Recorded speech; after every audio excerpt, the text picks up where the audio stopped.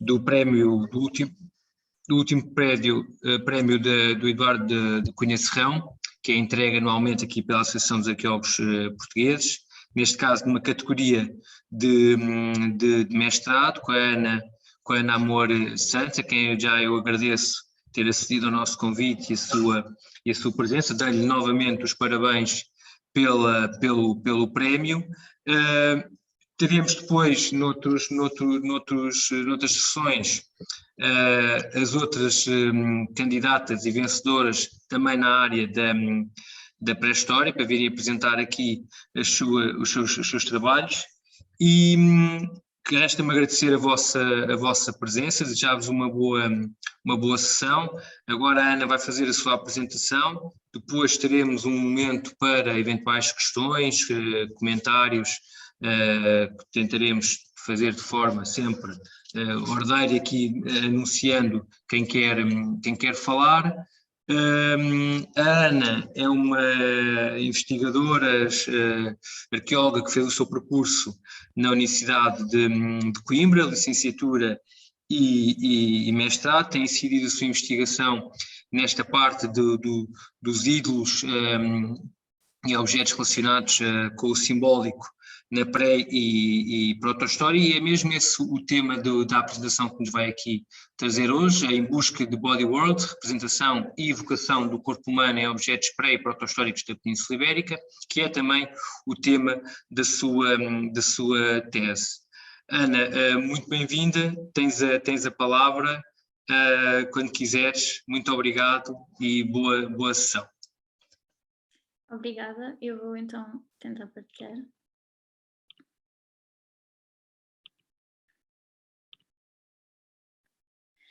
Estão a ver, certo?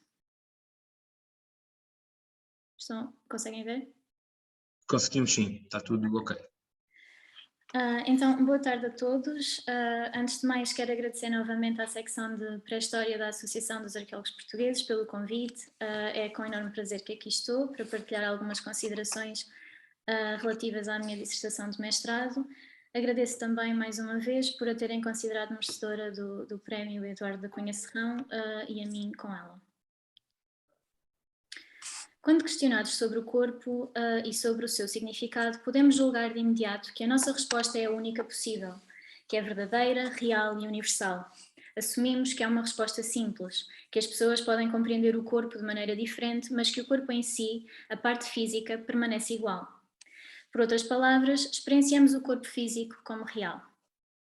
Esquecemos-nos que o corpo é limitado pela cultura e que esta resposta, que opõe uma parte natural a uma cultural, é ela própria um produto da tradição naturalista que tem influenciado a visão do mundo dos países ocidentais desde o século XVI. Uma posição oposta tem sido seguida por muita da literatura teórica sobre o corpo, a de que ele é principalmente uma construção social. Isto é, que o corpo varia consoante o tempo e o espaço, de tal maneira que desvalorizam ligações biológicas ou físicas. Neste caso, ainda que os fatores históricos e sociais ganhem relevância, continua-se a perpetuar a dicotomia natureza-cultura. Outros autores, como John Robb e Oliver Harris, consideram que o corpo é produzido dentro de relações sociais, pelo que nenhuma parte do corpo é meramente natural ou biológica. A consequência imediata desta corrente é a inexistência, historicamente, de um único corpo humano que é entendido de forma diferente em diferentes momentos no tempo e no espaço. Em vez disso, existem corpos diferentes que são distintos social e biologicamente em vários pontos no tempo e no espaço. Isto fica claro no facto do corpo colocar desafios existenciais semelhantes em todas as sociedades, como a nutrição, a doença, o envelhecimento, etc. E de todas terem de dar sentido às coisas que rodeiam o corpo. Foram estes autores que desenvolveram a ontologia prática dos body worlds, em que a minha investigação se baseia e que espero conseguir aqui hoje demonstrar não só como pode ser aplicada à pré- e proto-história da Península Ibérica, mas também como pode auxiliar o nosso conhecimento do passado na longa diacronia. Na minha dissertação, procurei compreender a representação do corpo humano em objetos pré- e proto-históricos peninsulares, demonstrando a importância e a utilidade da representação como ferramenta para uma arqueologia do corpo que não se centrasse apenas no tratamento da morte, sendo o foco principal da análise o corpo e a representação em si, ao invés dos seus possíveis significados, garante-se uma nova contribuição para o seu estudo. Este foi então o ponto de partida, o reconhecimento das representações e mesmo das evocações do corpo humano como ferramentas únicas para o estudo do corpo do passado, não necessariamente por serem mensagens conscientes ou emblemáticas, mas porque funcionam como tecnologias através das quais as comunidades espelham algumas características culturais importantes e comunicam entre si. Notei, desde cedo, que esta era uma perspectiva menos explorada para a pré- e proto-história da Península Ibérica, particularmente no que respeita aos objetos móveis. Menos explorado era também o estudo de muitas das representações que abordei, cujo foco principal fosse o corpo representado e não a sua simbologia ou significado.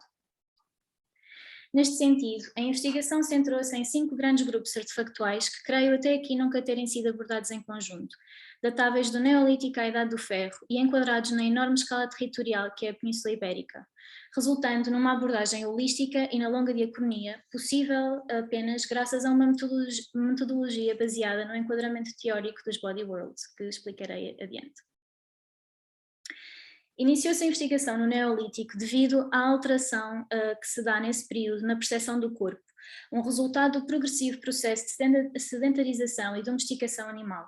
A frequente omissão da perduração no tempo e no espaço de certos fenómenos foi outro dos motivos que me fez estender a escala cronológica e espacial da análise, cuja resiliência explorei em alguns dos grupos artefactuais comentados. No entanto, para que certas perspectivas se apoiem noutras, este foi um trabalho a diferentes escalas, no sentido de reduzir o foco quando se analisavam objetos discutidos, mesmo que o objetivo continuasse a ser o de observar um cenário alargado. Houve ainda um esforço para particularizar os casos recolhidos no atual território português. É claro que tenho de sublinhar, antes de continuar, que este não é, nem nunca pretendeu ser, um estudo exaustivo de inventariação e catalogação de todas as representações do corpo em objetos móveis datáveis destes períodos. Trata-se antes de uma aproximação à utilização de uma metodologia diferente, partindo de alguns exemplos concretos. Esta é, desde logo, uma das limitações das múltiplas escalas com que trabalhei, mas é também fundamental, tendo em conta que o espaço de que dispunha era curto para a multiplicidade de problemas que cada contexto, período, espaço e objeto levantam. A omissão de dados ocorre a qualquer escala de análise e nem por isso a torna menos credível ou pertinente. A escolha dos objetos discutidos teve em conta, por isso mesmo, a acessibilidade de informação, assim como a relevância dos mesmos e a sua relação com o intuito da investigação, garantindo uma diversidade territorial e cronológica. A seleção das diferentes categorias de materiais arqueológicos subjazem diversos fatores, nomeadamente a continuidade com que o corpo é representado em alguns deles, como nas decorações cerâmicas e figurinhas, a escassez com que ocorrem matérias-primas que caracterizam alguns períodos, como nos metais, e ainda o aparente esquecimento de alguns grupos artefactuais, como é o caso das formas geminadas e os vasos vibrão. Optou-se também por tipos de materiais de longa diacronia no registro arqueológico, sem contudo entrar no debate de temas representacionais contemporâneos já muito explorados por outros autores, como sejam a questão das placas de xisto, para a pré-história recente, ou os materiais exógenos da Idade do Ferro, particularmente do repertório do mundo ibérico. Depois desta breve introdução, espero poder partilhar aqui convosco alguns dos aspectos para mim mais interessantes desta investigação. Então, um dos objetivos principais, como já disse, foi a aplicação do conceito de body world à pré- e proto-história peninsular, e este tornou-se o fio condutor de toda a investigação. Este conceito foi desenvolvido por John Robb e Oliver Harris, arqueólogos e professores na Universidade de Oxford e na Universidade de Leicester, respectivamente, que o materializaram no livro The Body in History, assim como em vários artigos que o precederam. Trata-se de uma ontologia prática que contém múltiplas perspectivas sobre o corpo, que engloba a totalidade das experiências, práticas e representações corporais num local e tempo específicos, centrais ao modo como se compreende o mundo. Para todos os seres humanos, os body worlds são os mundos em que todos habitamos em simultâneo, diversificados e específicos culturalmente. Subjacente a este conceito está, portanto, a ideia de que, para compreender o corpo, é essencial conhecer o seu quadro de referência cultural, social, político e material. Este, por sua vez, tem de ser entendido como um processo histórico. Os mundos corporais e os próprios corpos são agentes históricos, porque incorporam e produzem compreensões do mundo, mesmo que isto ocorra de forma inata, passando muitas vezes despercebido. Esta ontologia abarca então a noção de que as pessoas pensam de forma abstrata ou inconsciente ao fazer coisas de modos historicamente concretos, isto é, as ações mais simples do cotidiano formam os dramas que constroem estes mundos corporais únicos. O termo body world sugere ainda ligações internas lógicas, sem sistematizações rígidas, e indica que o modo como as pessoas e os seus corpos se relacionam com o mundo não é uma questão de diferentes maneiras de perceber a mesma coisa, mas antes os modos como corpos diferentes e diferentes mundos emergem através de práticas que tenham um impacto ontológico genuíno. O conceito, então, captura, assim, a forma como o corpo e o mundo emergem através um do outro, ontologicamente, através da prática. Assim, todas as sociedades parecem ter tido várias maneiras contraditórias e simultâneas de ver o corpo, e os indivíduos alternavam entre elas consoante o contexto. Ou seja, não só não existe apenas uma única forma de ver o corpo em nenhum momento no tempo, como esta multimodalidade é mais facilmente identificada em sociedades autoritárias, onde se tenta impor uma única meta-teoria sobre o corpo.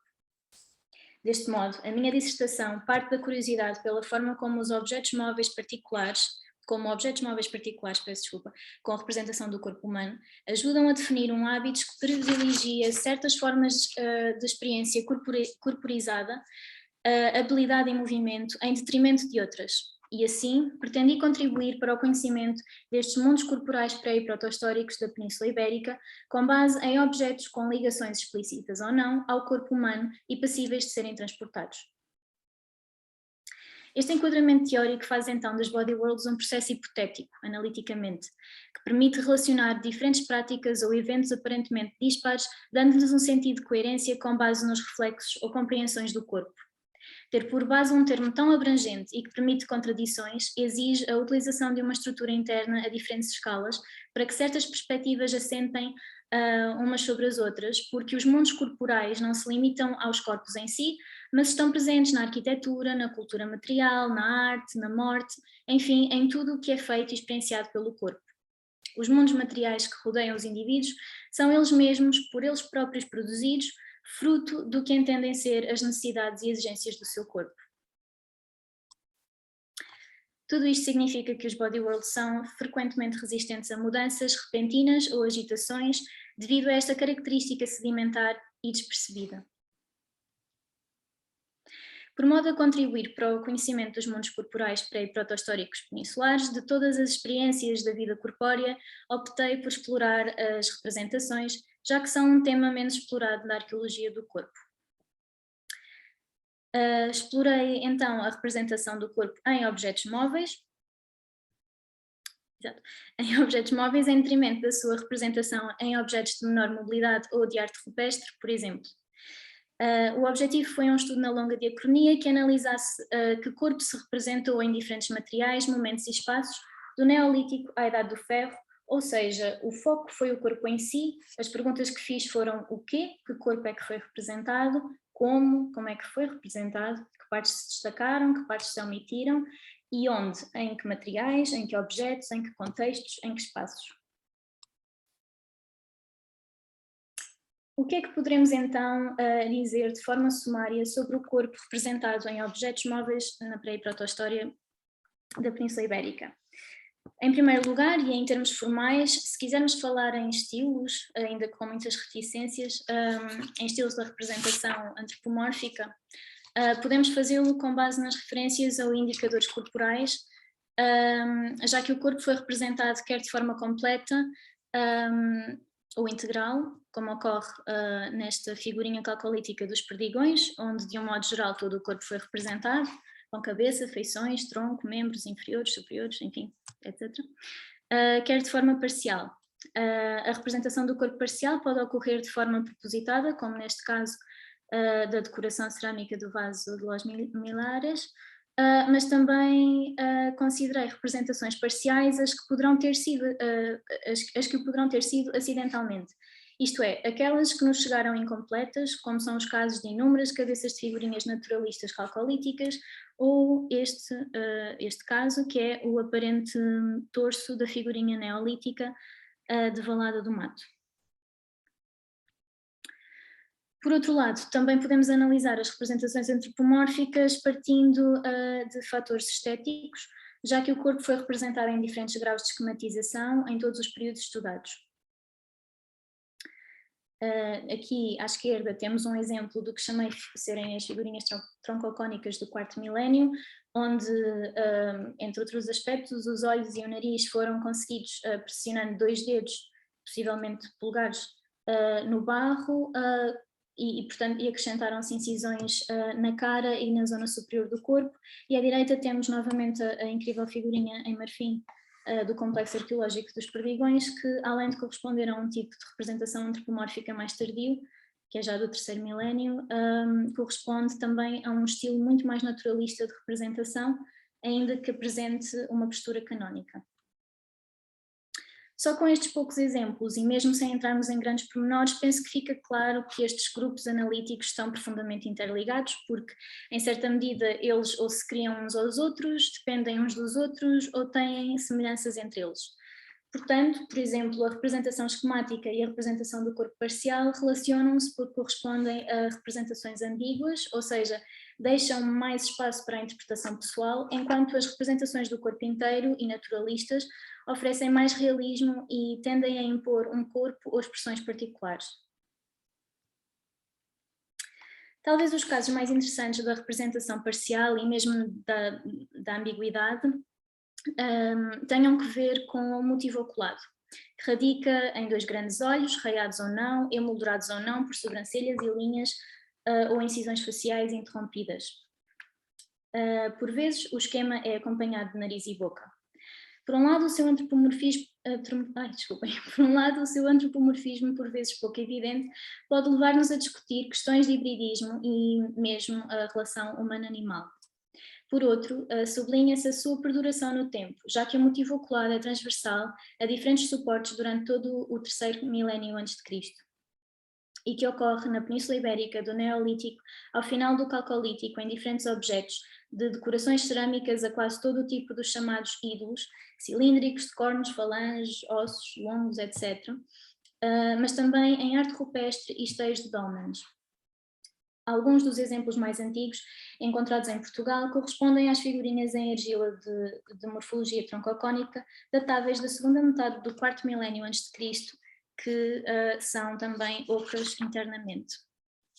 As incisões ou linhas na face são normalmente interpretadas como tatuagens faciais, mas também já foram interpretadas como cicatrizes. Estudos mais recentes de pinturas rupestres em abrigos apontam para a possibilidade do motivo oculado corresponder a máscaras que seriam usadas em festividades funerárias ou religiosas. O motivo oculado perdura no registro arqueológico peninsular, então, durante pelo menos cerca de 1 milénio. Simples ou mais completo, esquemático ou mais realista, o que fica claro é que a repetição deste motivo em grandes números e numa pluralidade de suportes evidencia uma intenção muito forte. Qual seria? Não sei. O que fica claro é que a cara, e mais concretamente os olhos e a visão, seriam aspectos muito importantes. E chegados a este ponto, servimos-nos do motivo oculado como ponte para referir brevemente um outro objetivo subjacente à minha investigação, que é o reconhecimento de simbologias e interpretações que se têm vindo a atribuir às representações. Procurou-se, através da análise focada no tratamento do corpo, contribuir para a corroboração ou afastamento destas hipóteses. Ora, o motivo oculado tem sido continuamente interpretado como tendo conotações femininas relacionadas com o culto da deusa-mãe calcolítica. Inclusivamente, é identificado o sexo feminino em pontos ou triângulos que por vezes ocorrem em esquemas decorativos de recipientes cerâmicos ou até em figuras sem indicações sexuais explícitas. Aqui sublinhamos que através de um estudo dos suportes móveis em que ocorre este motivo, em toda a sua cronologia de atuação, é possível verificar que ele ocorre tanto em representações com indicadores sexuais explícitos como sem eles.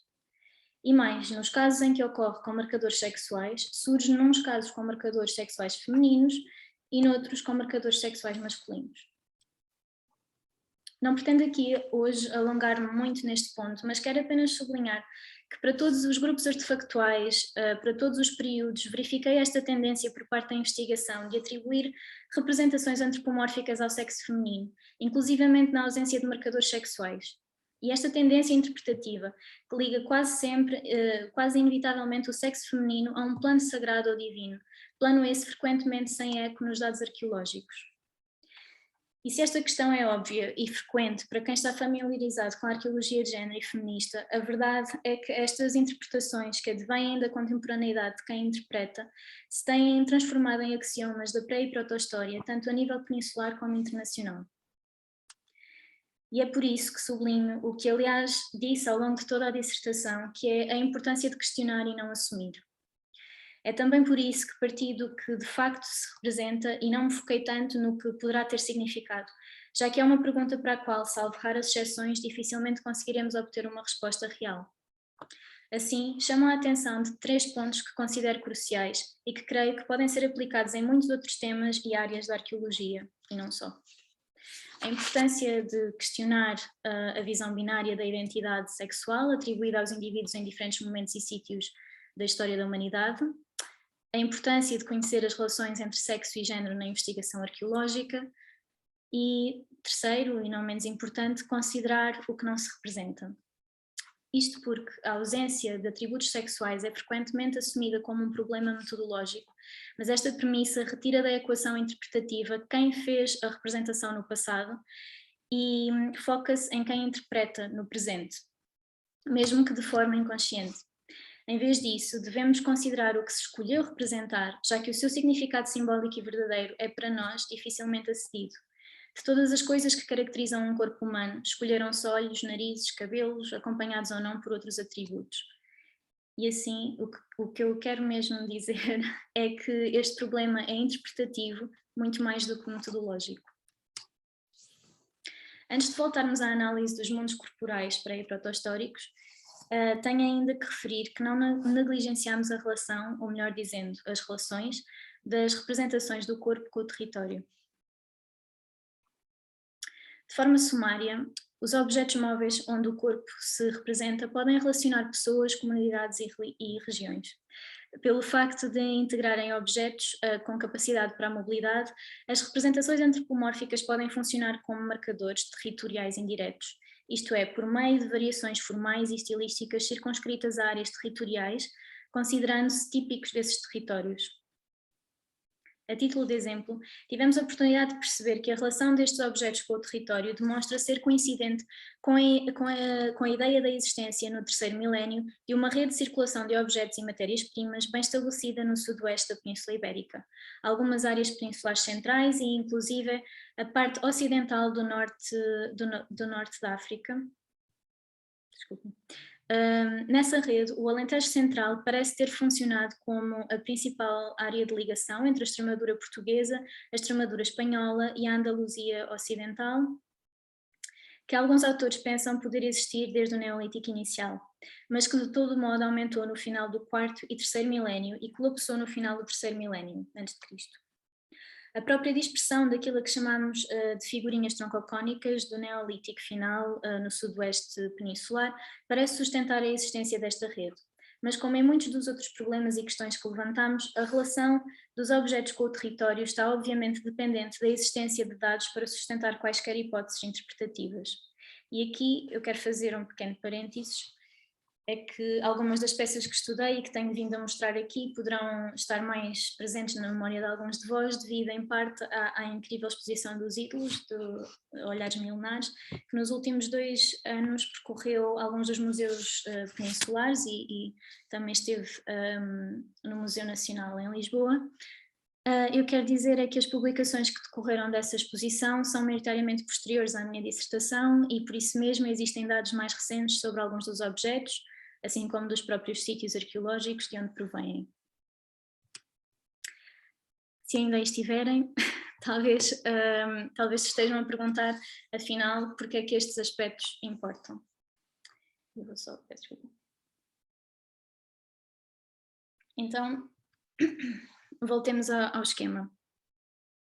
Depois de termos refletido sobre os corpos representados, o que poderiam simbolizar e algumas das relações que poderão ter tido com o território,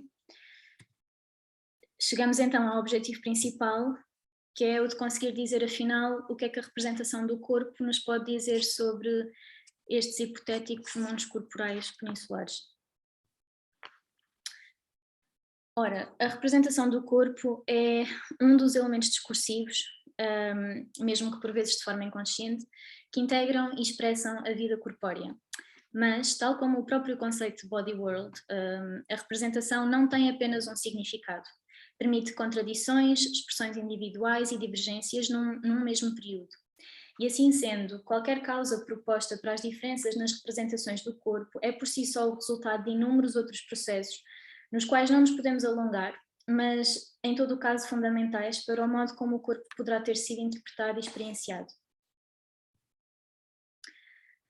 Na minha análise, pus em evidência que os momentos de transição cultural pré- e proto-históricos se espelham nas representações do corpo em objetos móveis. Aliás, eles correspondem essencialmente às fases de transformação no tratamento artístico do corpo.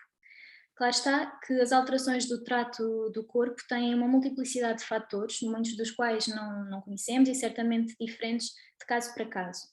Todavia, essas alterações estariam relacionadas, mesmo que indiretamente, com a própria forma de experienciar o corpo, que nesses momentos de transição estava igualmente em transformação. Os materiais comentados correspondentes ao Neolítico espelham uma preocupação com a representação do corpo completo, sem especificar algumas partes, nomeadamente a face. As representações mais antigas, que são as decorações cerâmicas e a figurinha de Valada do Mato, patenteiam uma preocupação com o torso, a parte central do corpo. Apesar do elevado grau de esquematização, algumas decorações apresentam os membros inferiores e superiores, dedos e cabeça. A falta de marcadores de individualização corporal, no sentido de individualizar partes do corpo, porque, relembramos, a figurinha de Valada do Mato que mostramos anteriormente apresenta indícios de inscrição corporal, pode ter que ver com um fenómeno que ocorre nas primeiras fases da sedentarização, agricultura e domesticação animal, e se vai consolidando ao longo de todo o Neolítico. Este fenómeno, intrinsecamente relacionado com os sistemas de crenças de cada comunidade, tem que ver com a nova relação humano-animal que lentamente vai afastando esses dois parâmetros. O foco das representações estava então em representar a forma antropomórfica, mas sem características específicas.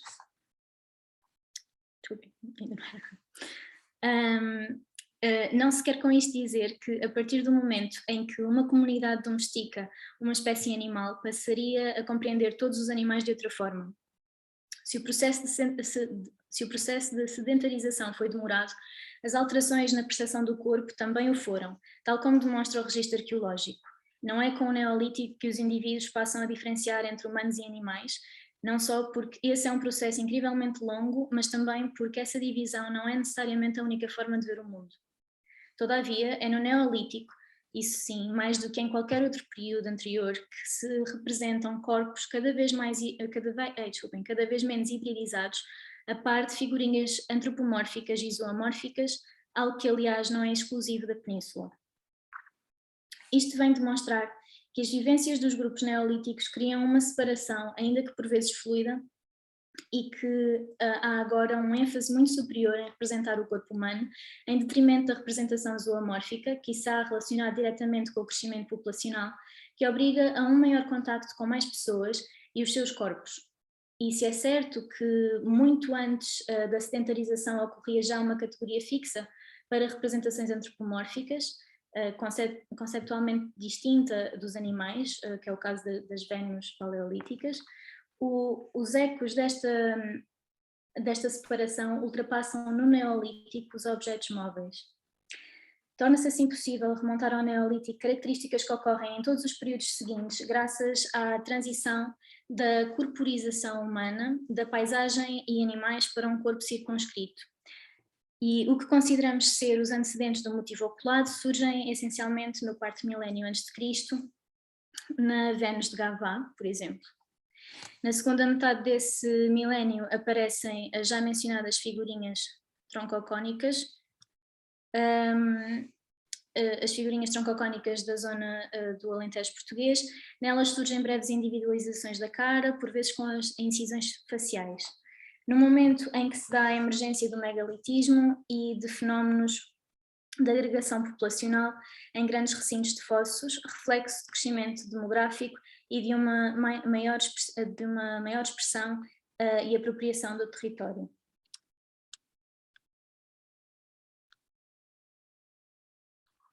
É que o body world acarreta ideologias religiosas, políticas, culturais, etc., que bem podiam ser o mesmo para as comunidades, porque talvez não distinguissem entre elas. E no caso das figurinhas troncocónicas, a nossa interpretação é delas serem uma representação do corpo inteiro, mesmo que estejam fragmentadas e que outras partes além da cara não se representem. A sua aparente regionalização, ainda especulativa face ao número reduzido de exemplares, pode estar relacionada com a emergência das placas de xisto, que apresentam uma dispersão vizinha e, desse modo, poderiam relacionar-se com uma precoce forma de marcação territorial e ou identitária. O que acabei de dizer permite, neste caso, inferir que, durante o Neolítico final, se dá no sudoeste peninsular uma transição de um corpo esquemático para um corpo menos esquemático, onde se individualiza a cara, os olhos e o nariz. É como se o prolongamento da sedentarização e o aumento populacional conduzissem à crescente importância da face e da visão, que se consolida no milénio seguinte.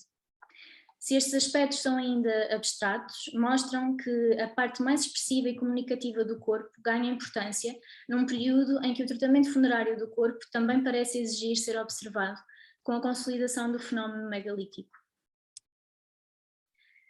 Como já demonstramos, os regionalismos culturais próprios do terceiro milénio também se espelham nas representações antropomórficas. A representação do corpo ocorre maioritariamente no sul da Península Ibérica, o que, aliado a outros elementos do espólio calcolítico, pode estar de facto relacionado com as redes de contacto já mencionadas.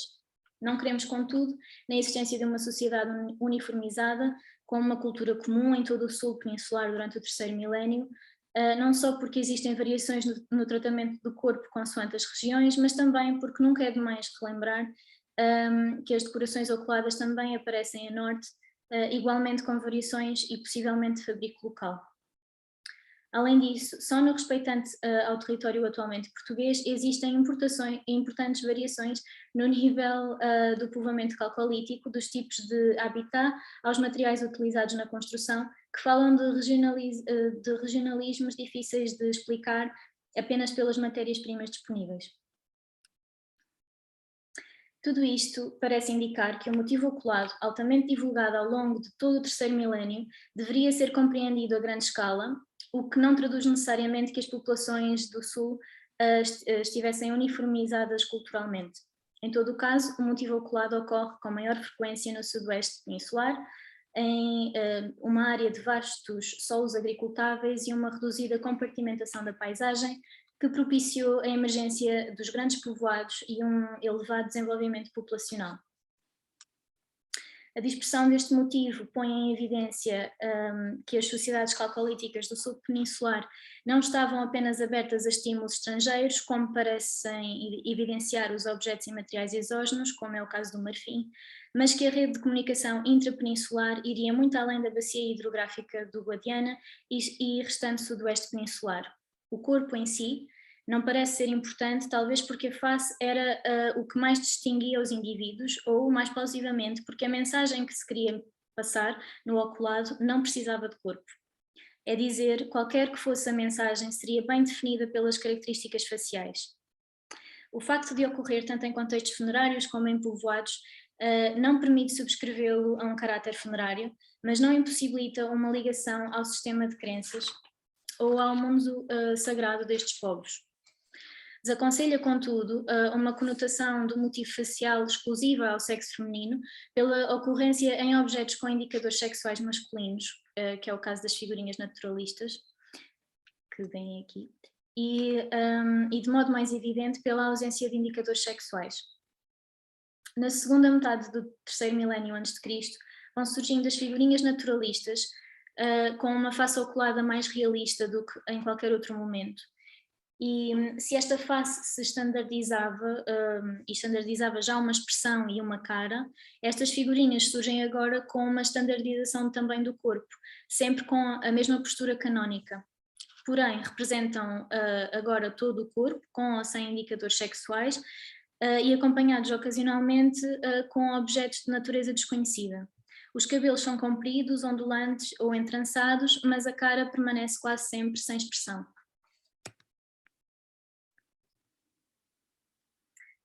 A face oculada desaparece na transição para a Idade do Bronze, um processo coetâneo do fim do megalitismo. As alterações na organização política e social que marcam a transição para o segundo milénio antes de Cristo espelham-se igualmente no tratamento do corpo, seja ele físico ou representado. Em ambos os casos, o que haviam sido formas visualmente chamativas e no caso das representações móveis de enorme dispersão no sudoeste, dão lugar a uma paulatina modéstia. Este processo é bem evidente no mundo funerário, que deixa de ser tão marcante na paisagem. As novas formas de marcar a morte, por um lado mais individuais e discretas, por outro mais destruidoras ou transformadoras do corpo, como é o caso da cremação, patenteiam a existência de pelo menos 2 grupos sociais e culturais distintos na Península Ibérica, que em todo o caso contribuíram para uma progressiva mas efetiva transformação do body world. O corpo é mais exclusivo, mesmo que o sentido de comunidade não se tenha esquecido. A rede de contactos do terceiro milénio não terá desaparecido, mas poderá ter sido renovada. Mesmo não se conhecendo ainda muitos sítios de habitat para a Idade do Bronze, alguns deles revelam uma preocupação consciente ou não pela evocação do corpo em objetos móveis, evidente pela presença de formas geminadas e possíveis vasos biberon. Estes objetos enquadram-se então nas novas formas mais discretas de ver o corpo em sítios por si só mais modestos que os grandes povoados que haviam caracterizado o período anterior. Por outro lado, é um tempo de dispersão de uma marcação territorial efetiva que utiliza a representação do corpo, as estátuas menires, mas que poderá assentar em tradições anteriores. Essas são das representações do corpo mais expressivas e englobam elementos de inscrição, como espadas e aparente vestuário, quiçá até tatuagens. É como se a individualização decorrente deste novo mundo corporal fizesse com que a individualização e marcação territorial de cada comunidade se exigisse mais efetiva e visível, com instrumentos que ultrapassassem o megalitismo funerário num momento em que a mobilidade parece aumentar e obriga à visualização e interpretação das estátuas. Porém, esta aparente transição do antropomorfismo de suportes móveis para fixos não é tão abrupta quanto parece à primeira vista, se tivermos em conta a longa tradição de antropomorfos em contextos de arte rupestre e parietal, por exemplo, até mesmo em esteios de dólmenes. A individualização do corpo humano ou de alguns corpos ocorre na Idade do Bronze também ao nível dos materiais usados na ornamentação. Algumas pessoas começavam a decorar os seus corpos com objetos metálicos, particularmente em ouro, conferindo-lhes um visual diferente, tanto a nível das cores como dos sons. No início da Idade do Ferro, com novos contactos estrangeiros, surgem novas tecnologias no trabalho dos metais, mas o método da cera perdida permanece, tendo sido utilizado com algum fogo no fabrico de estatuetas. Na Idade do Ferro, o corpo humano representa-se completo ou parcial, mas ao gosto de diferentes modas forâneas, refletindo mais uma vez o panorama sociopolítico das comunidades em que se inseria. O corpo, representado em grande parte da Península Ibérica, mostra agora preocupações com estes cânones, ao mesmo tempo que a norte e na meseta surgem alguns exemplos de antropomorfos esquemáticos em decorações cerâmicas. Se fica claro que ao longo de vários milénios a Península Ibérica fora palco de largos contactos com povos estrangeiros, é em parte graças à abertura que algumas áreas demonstravam já há algum tempo, particularmente o sudeste e o sudoeste, a par de outras costeiras a sul, e também pelos caminhos deixados pelas redes de contactos exploradas em milénios anteriores. Estes 2 grandes fatores tornam possível que se desse na Idade do Ferro uma tão grande expansão de pessoas e materiais exógenos, particularmente evidente nos estímulos de diferentes povos mediterrâneos. Estes contactos levaram inevitavelmente a transformações no relacionamento dos indivíduos com o corpo, e os exemplos sidéricos que apresentámos mostram que na zona de influência orientalizante ocorre a maioria dos achados metálicos relacionados ou com aspectos religiosos, como os ex-votos e placas, ou com a ornamentação do corpo, no caso da orivesaria. Por outro lado, como já disse, nas áreas mais interiores e afetadas e afastadas destes estímulos, surgem alguns exemplares de possíveis antropomorfos esquemáticos em recipientes cerâmicos, mostrando uma tendência diferente. Todas estas mudanças devem ser entendidas como processos mais ou menos prolongados e graduais dos modos de percepção e visualização do corpo, isto é, o modo como as pessoas viam e percebiam o mundo em seu redor, os objetos que usavam e as relações com outros indivíduos e com os mundos natural e sobrenatural. E, relembramos, nunca existe apenas uma única forma exclusiva de compreender o corpo. Concluindo, se quiséssemos sintetizar os mundos corporais pré- e proto-históricos ainda mais, com todos os riscos inerentes, poderíamos dizer que o mundo corporal neolítico assenta sobretudo na marcação da relação humano-animal, enquanto que o mundo corporal que lhe seguiu do terceiro milénio tem que ver com a emergência de uma fase standardizada, patenteando uma enorme mudança de corpos mais fluidos para corpos mais fixos. O body world do segundo milénio antes de Cristo dá privilégio a suportes mais fixos, criando cânones de representação do corpo. E por fim, o mundo corporal do primeiro milénio, onde volta a constar de objetos móveis, mormente ligados à ornamentação do corpo ou à expressão de cultos forâneos, no momento em que, de acordo com condicionantes regionais e culturais, o corpo é também representado em objetos de maiores dimensões e em suportes fixos. Fica então claro que todas estas particularidades se relacionam mutuamente porque estão dependentes das anteriores e influenciam as posteriores, com toda a variabilidade geográfica e cultural que sabemos ter existido na Península Ibérica desde cedo. E afinal, por que devemos procurar estes mundos corporais? Porque compreender todos os aspectos da vida corpórea é talvez das ferramentas mais importantes para chegar a compreender uma ínfima parte das vivências das pessoas sem escrita, ou cuja escrita não percebemos. O corpo humano e o seu tratamento físico ou representacional são questões fundamentais que marcam qualquer sociedade, mesmo que silenciosamente. Não podemos, por isso, ignorá-los na arqueologia, se o propósito for conhecer quem esteve onde estamos. Muito obrigada. Muito bem, Ana. Muito obrigado. Antes de também passar agora aqui à parte das perguntas e de reflexões ou comentários, também dizer que de facto é um trabalho muito exaustivo, que demonstra claramente leitura, muito estudo, muita reflexão, e queria só pegar numa coisa que tu disseste inicialmente, que não é uma coisa que tu queiras que o teu trabalho esteja associado, mas o facto de teres feito aqui um inventário, uma base de dados, é uma coisa boa, não é algo que devas esconder, porque de facto temos agora aqui um manancial, e até também associado ao trabalho que foi desenvolvido agora com o catálogo da exposição dos ídolos, fica aqui também um mundo e uma base empírica para novas análises, para novas interpretações. Eu creio que nós vamos ter, de certeza, questões, comentários, até porque também temos aqui algumas pessoas na nossa audiência que têm estudado estes temas, alguns até foram,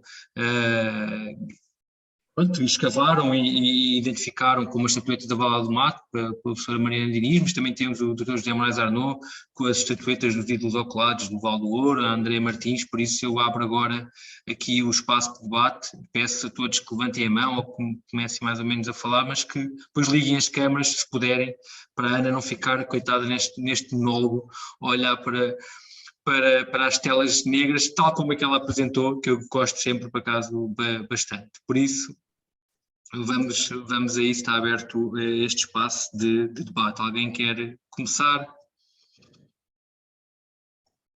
Se temos aqui alguma coisa no chat. Só. Só os parabéns. Parece que está tudo muito, muito comedido.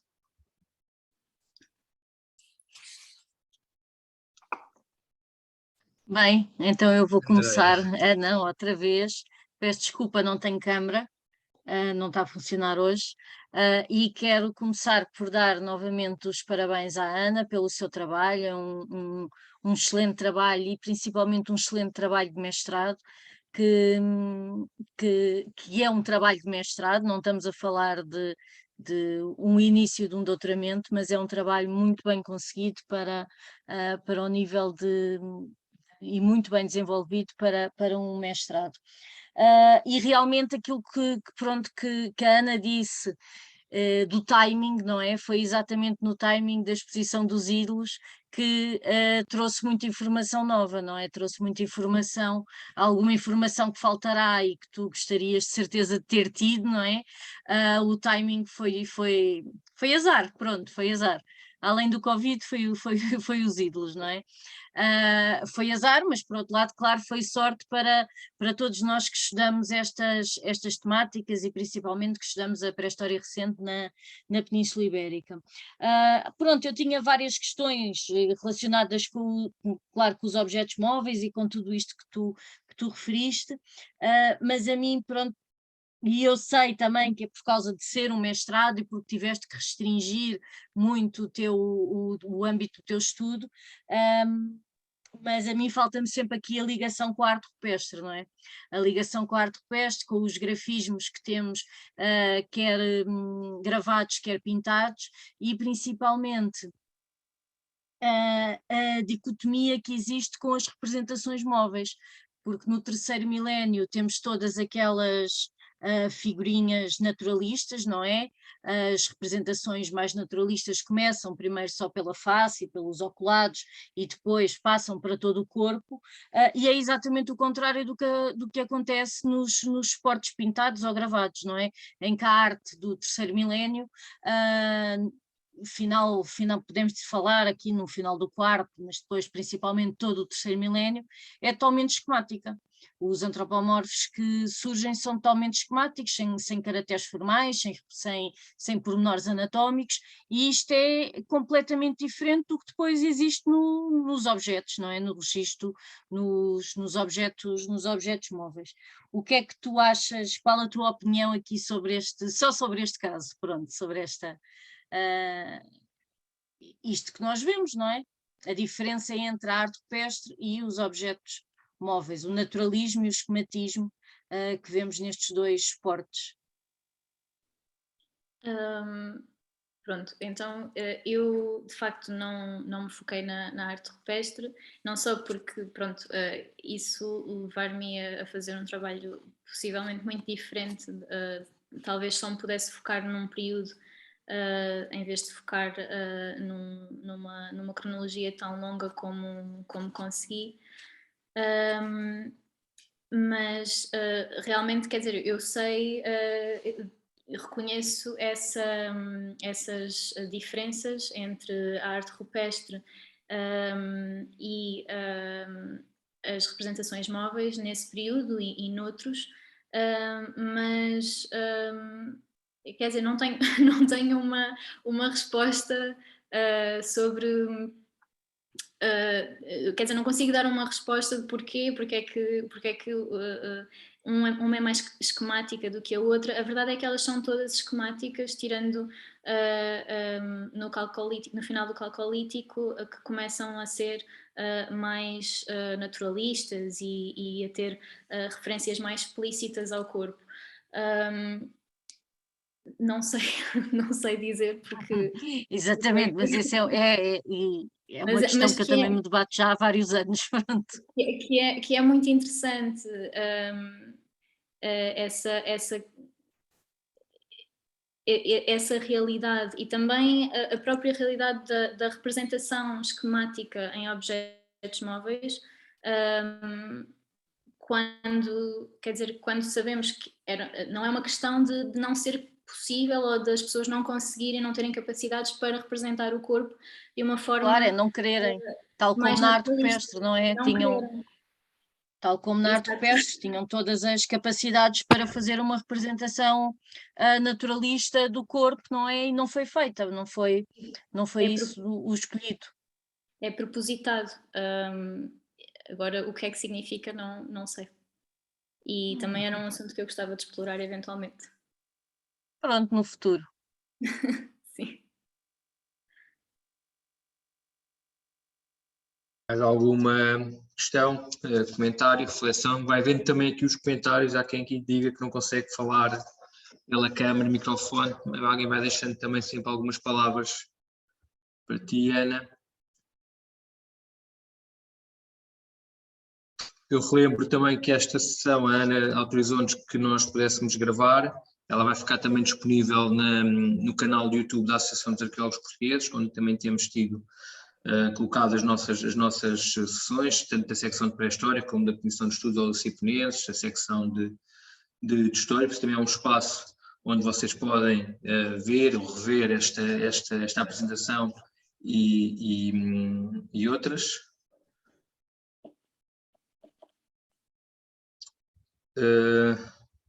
Não vendo mais nenhum comentário, mais nenhuma pergunta, resta-me então agradecer à Ana uma vez mais por ter aceito o nosso convite, por ter vindo aqui realmente mostrar este trabalho muito bem conseguido.